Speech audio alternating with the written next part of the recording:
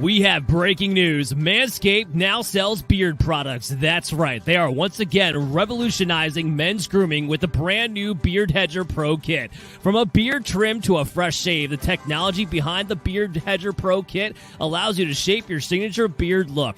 Now you can finally use Manscaped products to make your drapes match your carpet by going to manscaped.com and using the promo code BELLYUPFANTASY for 20% off and free shipping. It's time to tame your mane. No one likes a weird beard, so say goodbye to all your stubble and trouble with Manscaped Pro Beard Kit. It all starts with the Beard Hedger. This thing is a juggernaut of fixing faces. First off, this cordless trimmer has a rotary wheel that gives you 20 hair cutting lengths, all with one guard, so no more messy drawers full of extra add-ons. That's right, face grooming doesn't need to be hard. Get 20 different beard lengths in just one guard.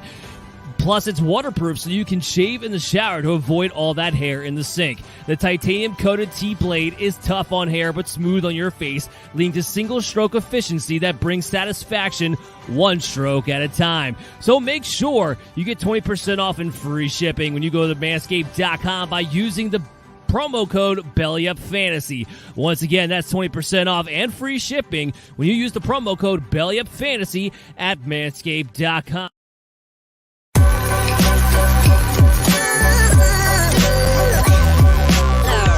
The following is a presentation of the Belly Up Sports Media Network.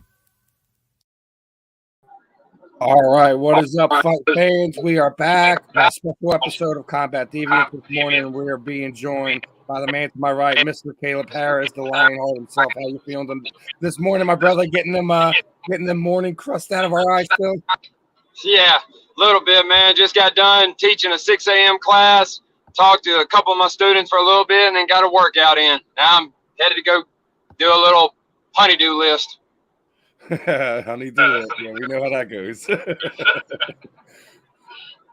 But 6 o'clock in the morning, already training, getting that training in. Who is in your gym at 6 o'clock in the morning? Is it other fighters, or you get your afternoon work crowd that gets their workouts in? Like, who do you typically see at 6 a.m.? Generally, it's usually our guys that, like, their work schedules won't let them come in at night. So got a couple of guys, like one of our guys that comes in, he's a preacher. So he's usually having to go and be with church members and stuff at night, with surgeries a lot here lately. So he's just been coming in the mornings. We got another guy. I'm sorry about the glare, guys. It happens. My gym is 45 minutes away, But yeah, it's a random group. Sometimes we get a couple of fighters that want to come in early in the mornings and get some work in. We got a couple of guys competing in jiu-jitsu next weekend.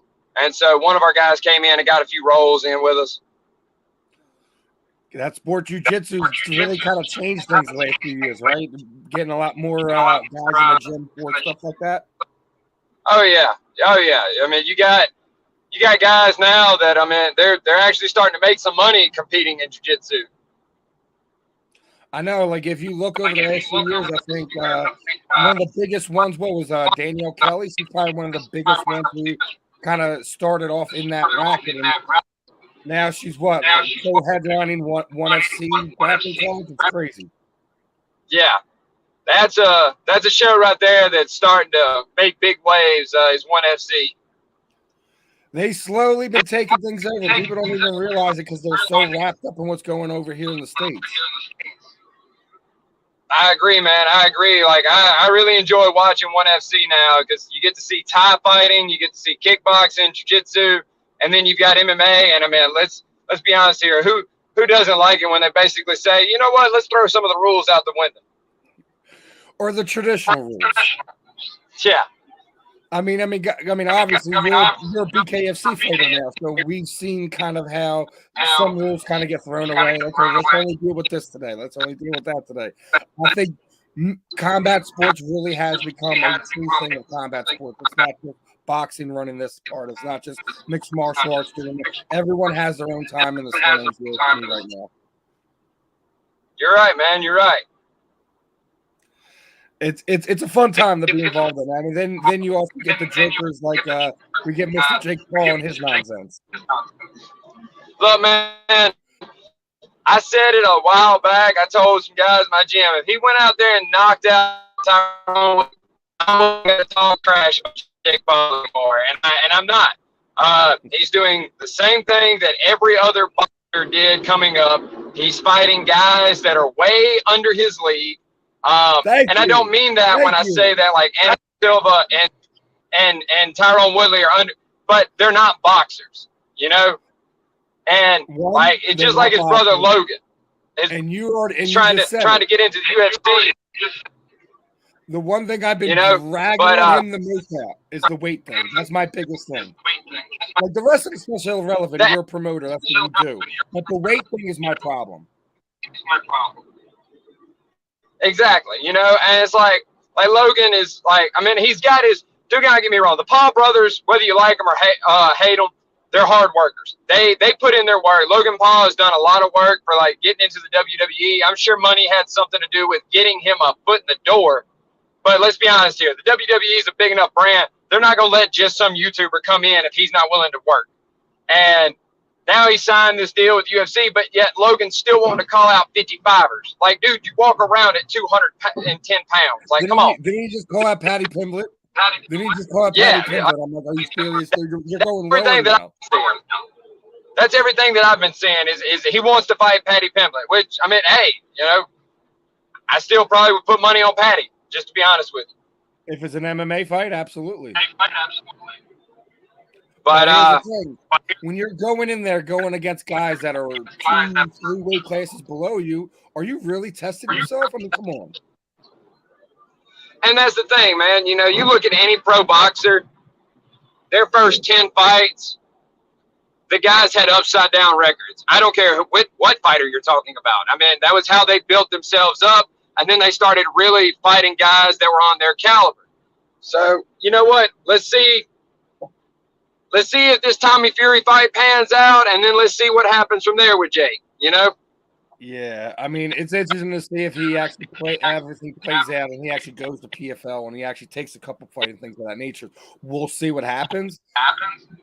I hope he does. And, you know, I don't wish for the downfall of him. I actually hope that he goes out there and does good because, let's be honest here, as much as we may despise how Conor McGregor acts now, Conor McGregor put a lot of faces onto UFC.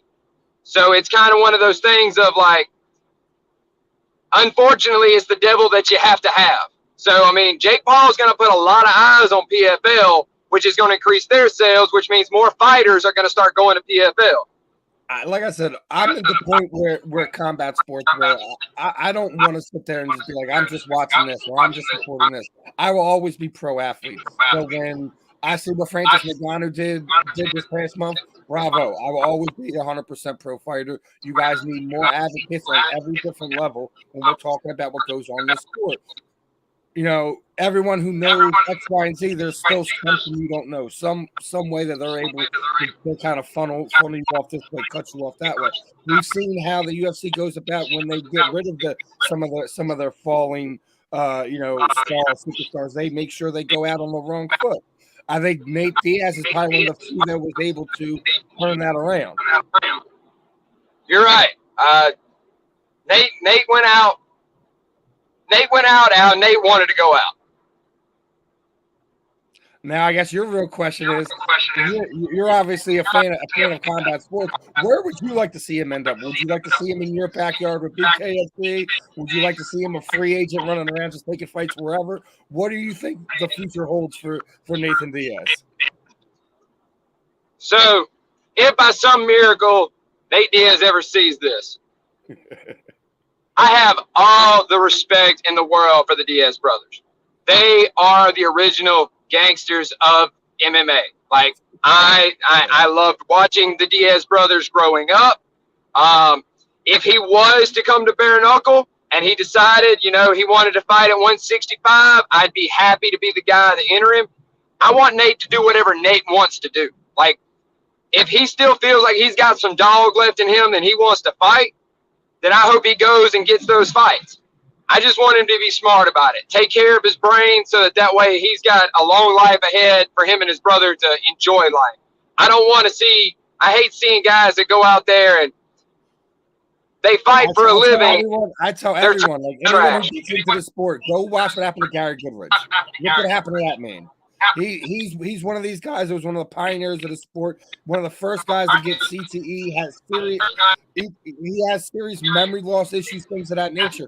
When you want to say protect yourself, go look at Gary Goodrich. And that's it, man, you know, because at the end of the day, promoters want bloody fights. They want fight of the night every night. I'm not trying to get fight of the night every night. Like, that's how you have a very short career. You have a very exciting career, but you have a very short career. And so I look to protect myself as I can. I'm doing as much damage to the other person. Their job is to protect themselves. And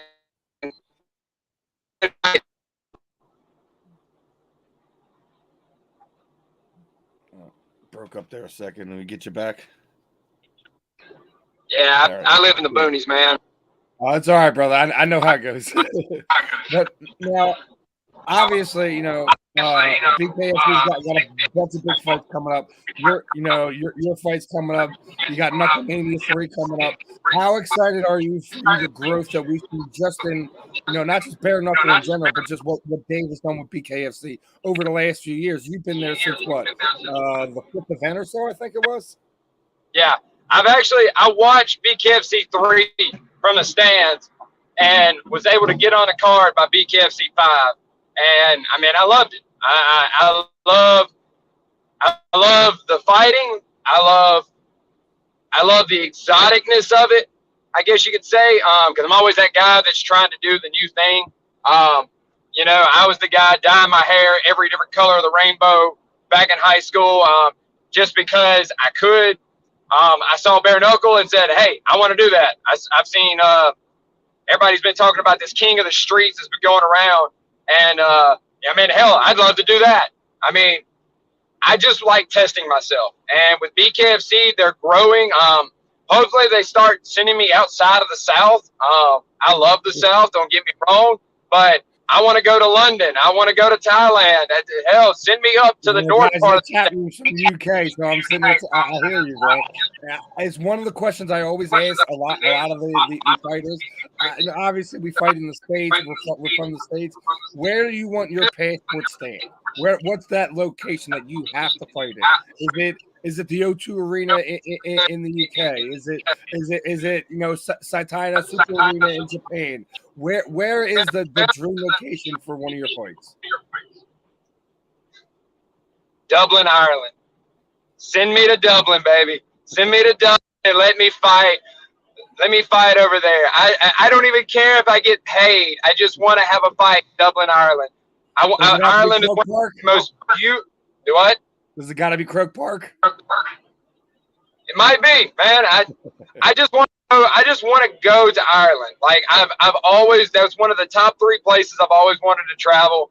I want to go there. I want to see the sights, and I think the most beautiful ending to my life story would be getting to fight there. Now, what makes it so special? Why is Ireland that place? I really couldn't tell you, man. Maybe it's because I grew up hearing all the stories about the fighting Irish. I mean, just the mythological stories about the Tua de Dana and all the Gaelic culture. Like they're warriors. They were explorers. I love the thought of that. There's not much difference between them and Vikings other than the simple fact that they didn't have to deal with the snow as much. Yeah, right. Different parts of the continent, things of that nature. Yeah, I get you. Where you could see a lot of familiarities with the Irish and the Vikings. I get that. I get that a lot. But your fight, man, you're getting ready to try to put together another winning streak here. You got your opponent lined up. How fans tuning in? What should they expect for this fight? Should they expect one of those phone booth fights, or are you coming out there to get the finish immediately? Man, I'm finishing him in the 4th round. I've done said it on social media. I'm saying it here now. I'm finishing him in the 4th. I'm going to hit him so many times that it's just going to overwhelm him. Now, before the fans. I know it's not a disrespectful thing. You're confident in your skills and things of that nature. Say you do get that. You get him out of there in the fourth round. You're not too beat up. What are your plans for the rest of the year? Are you trying to put together a couple things to make a title run? What is the idea trajectory for Kaleb Harris in 2023? I want Palomino. I want my 65 belt. I felt like the decision was wrong on the title fight. No disrespect to Elvin. We both have our opinions about it. It is what it is. One day we'll square up again, I'm sure. I want Palomino.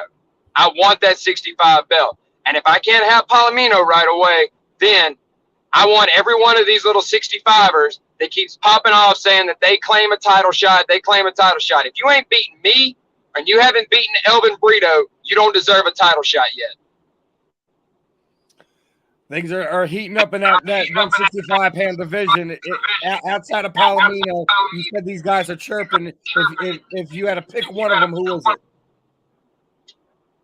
Doesn't really matter to me. Connor Tierney, Joe Elmore, Go, any of them. Any of these guys that want to run at the title, they got to get through me first.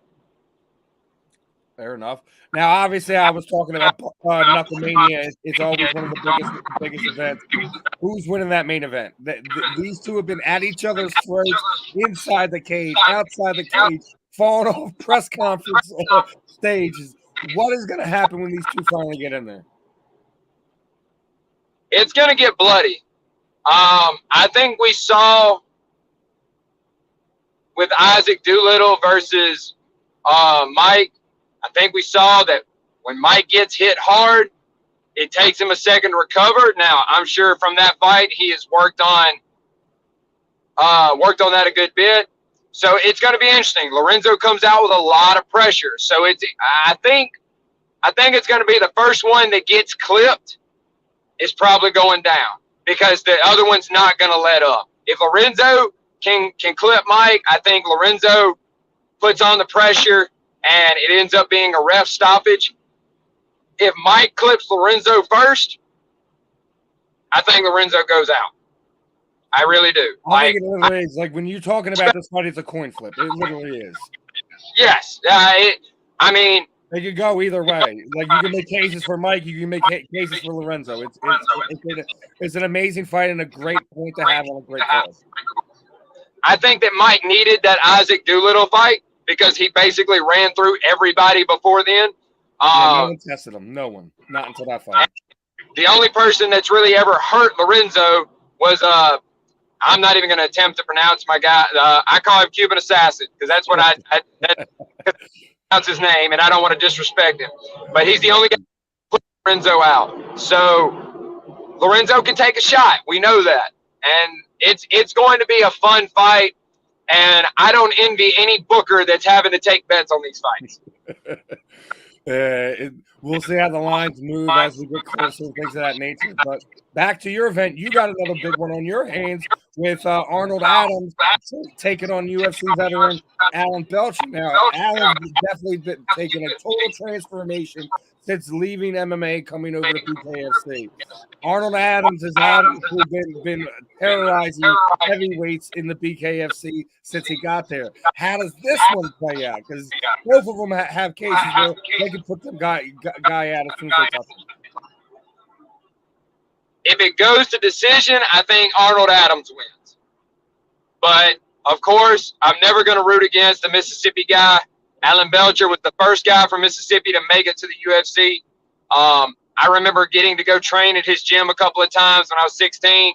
He's always been a swell guy. He's invited me down to train more. We just haven't been able to link up times.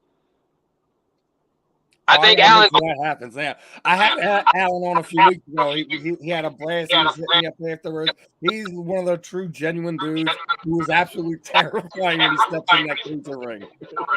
He's got a lot of power, man. He really does. And I think if he can connect solid, he can drop Arnold and win the rounds. But the problem is Arnold doesn't move like heavyweight.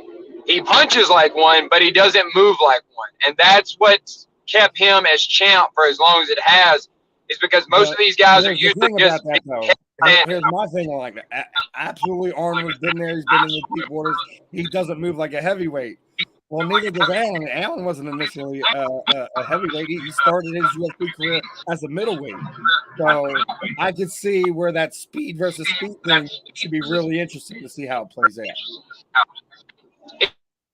It's definitely fun to watch. I'm double that way. I enjoy Coleman and the event for sure. It's going to be a fun one. I definitely really looking forward to the next couple of events that BKFC has lined up. The last thing I'm going to do is there's one thing I want to ask you about. Now, obviously, we're somebody who's been following the sports, have been a fan of the sport a while. What are your thoughts of Diego? Now, obviously, a lot of people felt when he was UFC career was done that he should probably walk away altogether. Obviously, Diego is the absolute fiercest competitor you could probably ever come across. He'd probably compete against himself just to see what he could do. He's that type of person. He is that obsessed with competition. The question is what's left up here? What's left in here? A lot of people are questioning it. What are your thoughts outside looking in?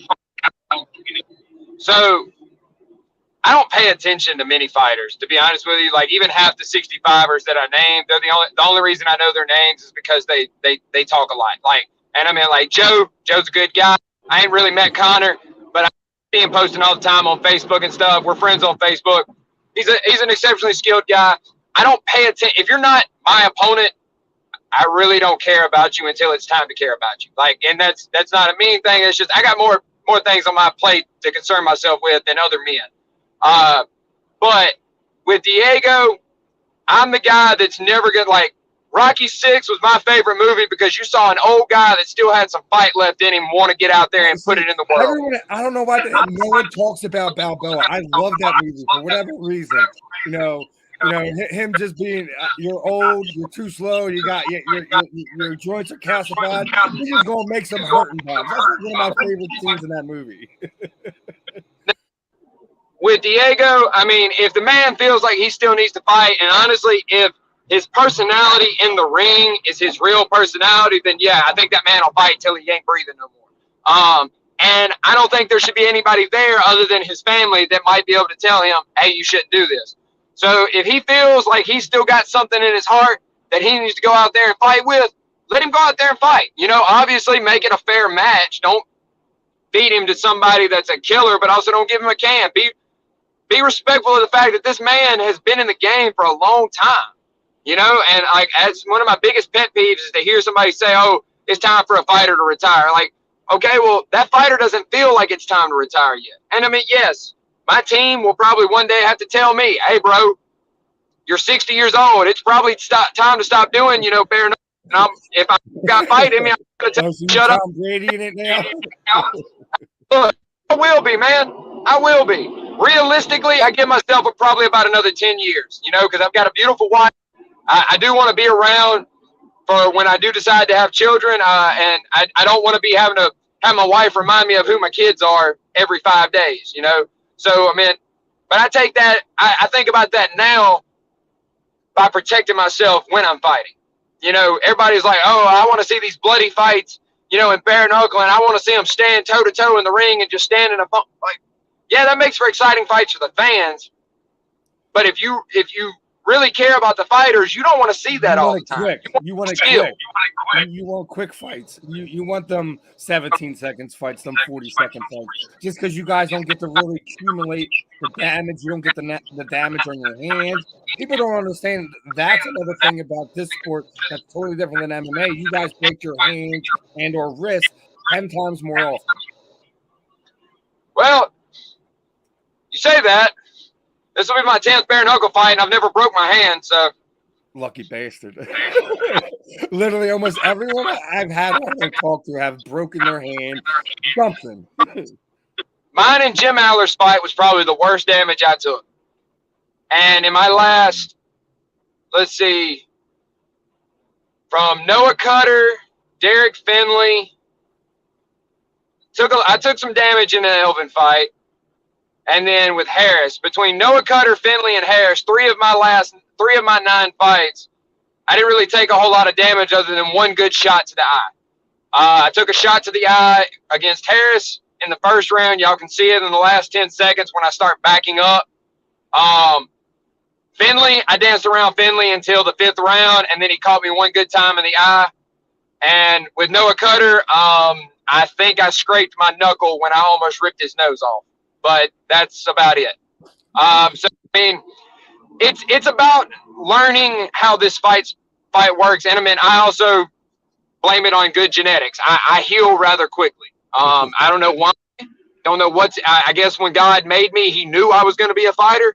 So he was like, you know what? We're not going to give him as many brain cells, and we're going to make him heal faster. was it you got the Wolverine gene in you? You can just recover fairly quicker than Hey, I mean, you ask my coach after every bare knuckle fight, if I got teammates that are fighting, I'm in the gym Monday helping them train. Well, that's what you want out of a team. It don't matter if we're talking in combat sports or whatever. Anyone who's working with you guys to help achieve a goal, even if they just went out and did their thing and busted their ass, they in the gym the next morning. That's a dude you want to go to war with. That's a dude you want to grind with. So that's right. I definitely love seeing that in that aspect, dude.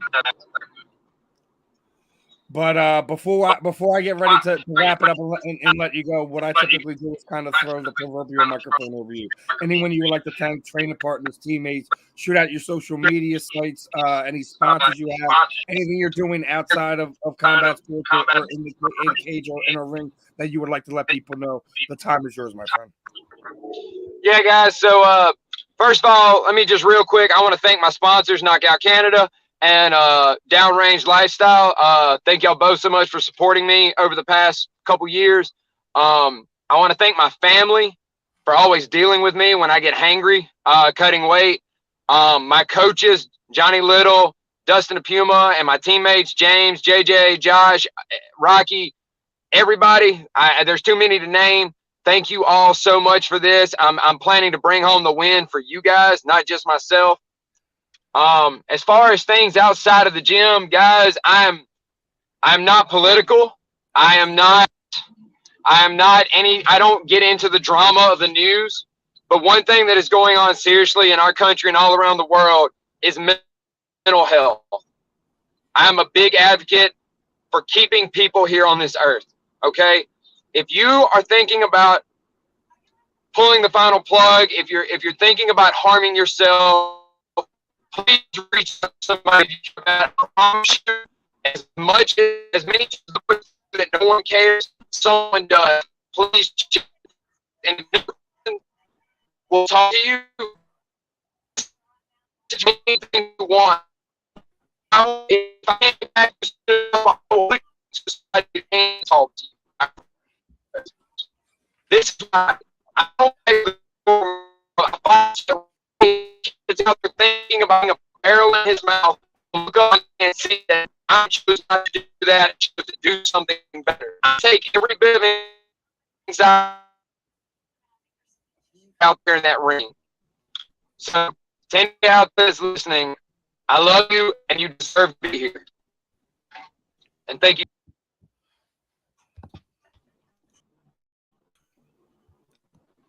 You're breaking in and out right there at the end, but definitely wholeheartedly fulfill that message, dude. Mental health awareness is definitely something that doesn't get talked about. I think I might have lost especially amongst men.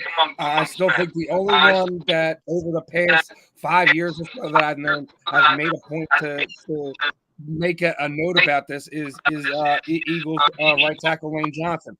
Walked out in the middle of the season, I think it was like halfway through it, missed 3-4 games, came back, still played at a high level, but you don't really hear about a lot of guys saying, hey, like I need a couple weeks, guys. I'm having a rough time. I need to deal with this.